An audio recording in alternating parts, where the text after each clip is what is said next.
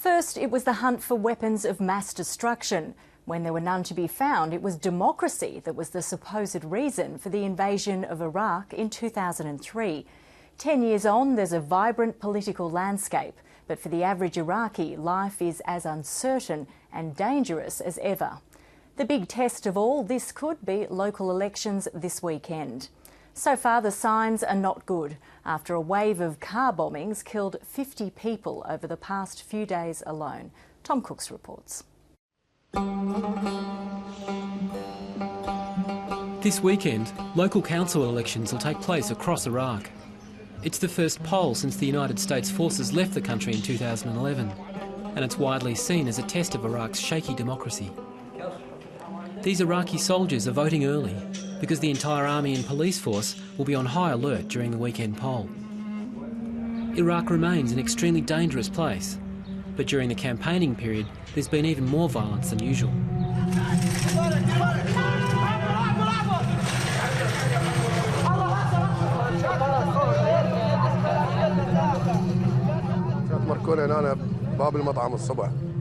We were having breakfast when a car that was parked here in front of the restaurant exploded. 13 people were injured and many houses were damaged. What are we guilty of? We're just trying to earn a living. We just want to get on with our lives. How long will we have to suffer? I don't know. 10 years after the coalition invasion, Iraq's progress has been mixed. Australian political scientist Ben Isakhan has been doing fieldwork across the country. His research is cataloguing the damage to Iraq's cultural heritage, but he's also a keen observer of how the political scene is evolving. If you look at things like the Sunni protests, these would never have occurred under the former regime. They would have been quashed overnight and it would be over. Iraq under the former regime had 5 daily newspapers. Now it has about 200. This is a remarkable flowering of civil society, of newspapers, of undoctored news and critique that speak for all different shades of opinion and ideas. But while Iraqis are now free to choose their own leaders, what those leaders do once they're in power is a different matter. The country is corrupt beyond belief. Those who hold power are not working in the interests of a united and prosperous future. They're working in their own interests. They're working in the interests purely of their own ethno-religious sectarian constituents. So, for example, a Shia politician has no interest in campaigning in Sunni or Kurdish regions within Iraq. They have no interest in building better infrastructure there. They have no interests in improving the lives of ordinary, everyday Iraqis who really are their fellow citizens.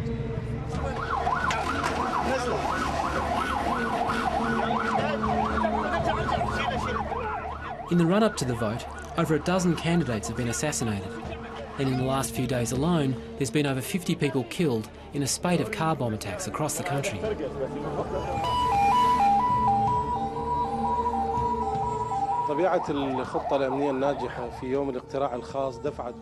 The rigorous security plan for Saturday's election and the curfew that was announced on that day has forced the terrorists to bring their attack time forward in order to spread terror among voters.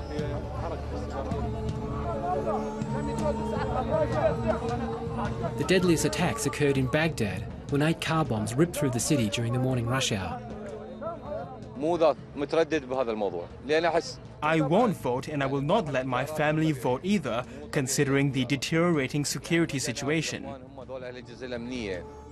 Last month, voting was postponed for at least 6 months in Anbar and Nineveh, the 2 provinces along the border with Syria. The security and violence in these 2 provinces have escalated dramatically. So the central government is kind of at loggerheads. On the one hand, they realise that if they hold elections in these 2 provinces, they're likely to see casualties there more than anywhere else in Iraq. It's almost as if various terrorist networks operate at whim there. They've proven their capabilities of causing mass devastation whenever they like. But there are suspicions that Prime Minister Nouri al-Maliki has postponed the vote for political, not security reasons. Maliki represents Shia Islam, and the 2 provinces are majority Sunni. it does look like, and I think critics of Maliki, including the Sunni protesters, will be arguing that this is in fact part of the problem. This is what they've been protesting all along, that they're being disenfranchised, they're being marginalised, now they're being discriminated against by not being able to vote in the provincial elections, and that this is an ongoing campaign by the Shia Arab majority and by Maliki in particular to continue to centralise power, to build up power networks around him that support him.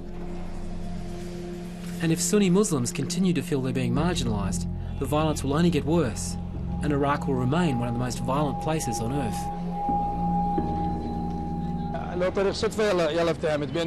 Nothing tangible has changed. Nothing has changed except that people can express their opinion freely. Before, we couldn't say anything. We couldn't listen to foreign radio stations. But the security situation is not stable. It is not okay. And there's no immediate solution on the horizon. Politically, I think it's going to get worse before it gets better. Because this is the crazy thing about Iraqi politics, is when there's an election coming, all of these people who really kind of hate each other band together because they know that then they'll be able to win the most amount of seats. These are not coalitions built on mutual respect or mutual trust or an understanding that will take the country forward. They're coalitions that are built purely on the idea that it's in my best interest to work with you now, but actually I hate you and I don't want to work with you in the long run.